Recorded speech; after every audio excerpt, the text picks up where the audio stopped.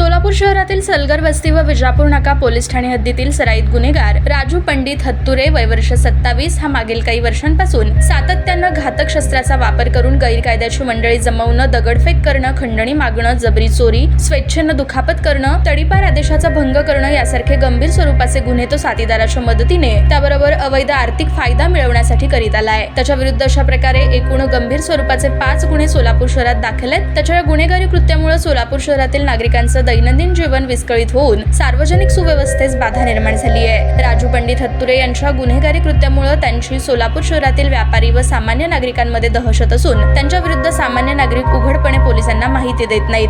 त्याच्या गुन्हेगारी कारवायांपासून परावृत्त करण्यासाठी सन 2017 मध्ये प्रतिबंधात्मक कारवाया करण्यात आल्या, मात्र त्यानंतरही त्याच्या वर्तनात कोणताच बदल झाला नसल्यानं तो सार्वजनिक सुव्यवस्थेस बाधा होईल अशी वरील प्रमाणे गुन्हेगारी कृत्य चालू ठेवली। त्याच्या या कृत्यास वेळीच प्रतिबंध करण्यासाठी एम राजकुमार पोलीस आयुक्त सोलापूर शहर यांनी 15/4/2024 रोजी त्यांच्या विरुद्ध MPDA अधिनियमानुसार स्थानबद्ध आदेशाची बजावणी करून येरवाडा कारागृह पुणे येथे दाखल करण्यात आला आहे।